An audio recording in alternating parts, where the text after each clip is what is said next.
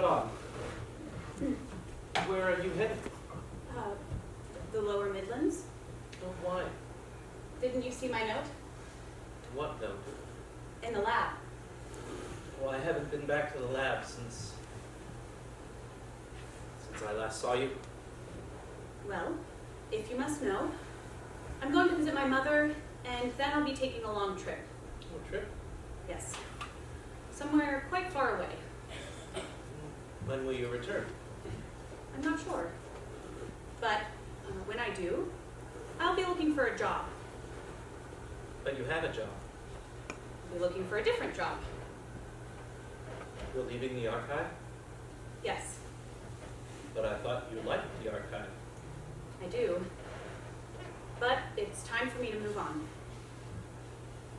But what on earth am I going to do without you?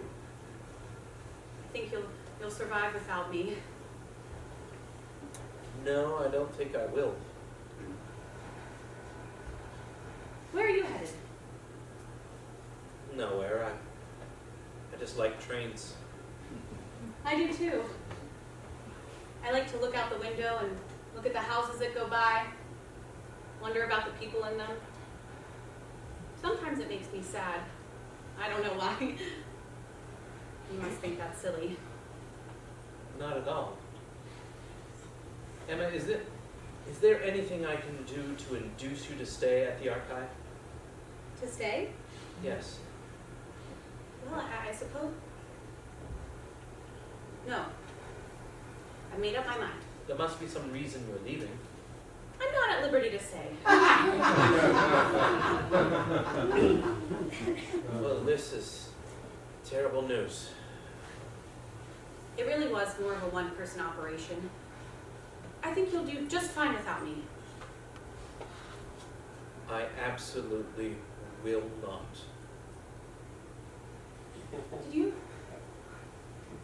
Did you ever find that bakery?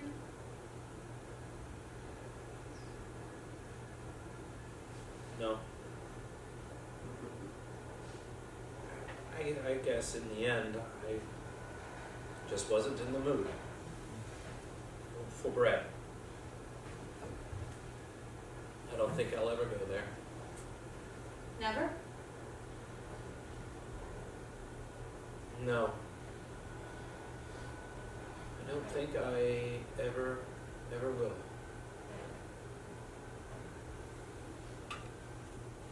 And then something happens. My vision clears. Oh, it's not that I'm falling out of love with George or anything like that. No, but suddenly I can see him. I can see him so clearly. I can see him as a little boy, sitting on the train with his father, without his mother, without anyone else. And I can see how happy that makes him. I don't know how I see all this looking at George, but I do. And you know, I thought I was in love with him before, but that was really nothing. It was really just a warm-up. No, this is love. And it is awful, terrible, and really overwhelming. George, Yes. would you really hate it if I left? Yes, I really would. Perhaps I could stay. At least for a little while. Really? I might. Emma, thank you. That really means so much. This is the Lower Midlands. This is your stop. No, actually, I don't think it is. Now, I'm not saying that George was motivated out of anything other than, well, a desire for things not to change. I mean, it's not like he was in love with me or anything. I think he was just used to having me around. Is the equipment ready? And I don't want to say that he'll grow to love me or anything like that. I mean, I'm trying to be realistic here. But, I don't know. It could be my imagination. But lately, seems, sometimes, he lingers. Excellent, the microphone's still working. We must fin, George.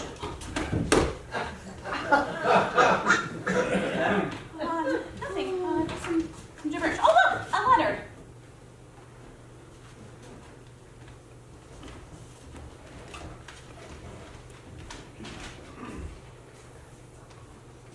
Hello, good American friends.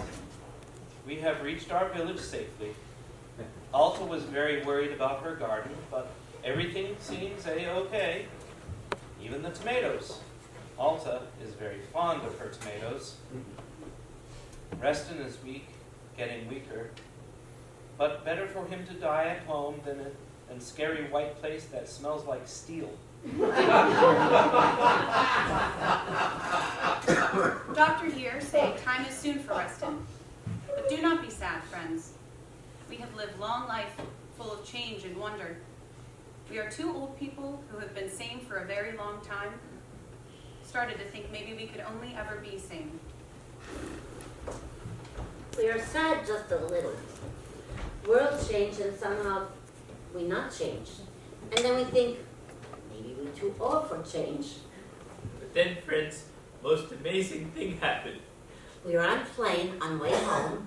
This time we are not so afraid. We know the ropes, as you say. We squeeze down the tiny rope and get to our seat. And then I say to Alta, Michelas en escata. which means, Here, sweetie heart, you take the window. And then I say, Ocean bet. no, you. And suddenly time becomes very, very small. Too small for everything we need to say to each other. And it becomes one long conversation that goes on and on and on.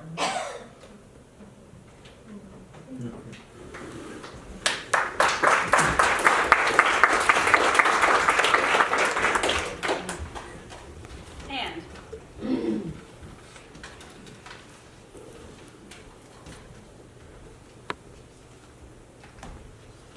I do think of Zamenhof from time to time.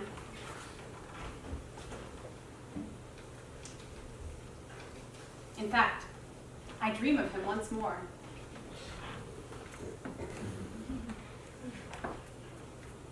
How's your vision? Pretty bad. Still in love? Still in love. There are worse things.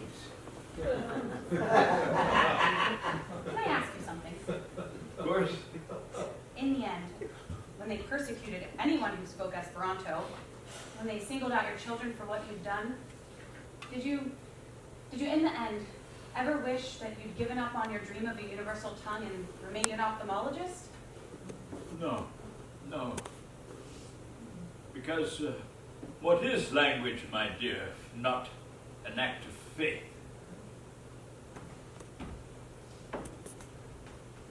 And what can I say? Except Duncan, Zamenhof. Duncan. We parlos Esperanto. Well, of course. Well, I speak Esperanto. I know. That's why I learned it. Bone. Do ne parlos in cune, yes? Yay. The next appointment's ready. For you?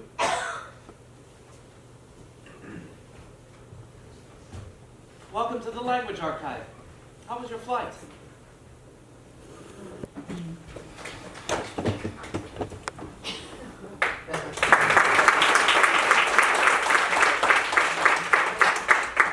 Reston lived a little longer than everyone thought he would. And he and Alta bickered lovingly till the end of their days. They didn't die, though. They became two trees that intertwined so that one would not have to suffer the loss of the other. And I know, they say it's a myth and not reality, but that's the way I choose to tell it. And what's it to you if the last two speakers of Alloway became trees whose leaves whispered to each other all day long? Mary continued to bake at the Blue Tulip Bake Shop. Mr. Baker never returned. She only received a postcard once from an island off the coast of Greece that accompanied a box of dried grapes. The postcard said, "Feed this to the starter." And she did. The starter continues to produce marvelous bread. And Mary did finally listen to George's tape, and it was the saddest yet most beautiful recording ever made. A symphony of voices that no longer exist, all saying "I love you" in each of their own doomed tongues. And after George's visit, the bread did become noticeably salty for a while. But even then, it was still delicious. George never did read Mary's last note to him. Once, when he was a very old man, he found it and decided by then the wounds were so old that he might be able to bear reading what it had to say. But upon unfolding it, he discovered that the note was blank. Now, whether it was blank because Mary didn't write anything in it, or because after so much time the ink had faded, George was never really able to say. George never did fall in love with Emma. They worked side by side for many years, and that was a kind of love. But no, he never did fall in love again. But on his deathbed, of all his memories of his entire life, only one came back to him, and it was this. It was the time he embraced Emma, when he knew in his heart truly that Mary was gone. And as Emma holds him, she is overcome with joy. As he is held, George is overcome with grief. It is nothing less than the embrace of perfect happiness and perfect sadness. And it is the only time in all of history that two people, despite the fact that they are feeling entirely opposite things, actually feel the exact same thing at the exact same moment in time. And it was the only time in each of their brief lives that they felt Utterly and completely perfectly understood. Ich liebe dich. 私はあなたを愛しています。私のあなたを愛に太陽で Je t'aime. Milne Kocham cię.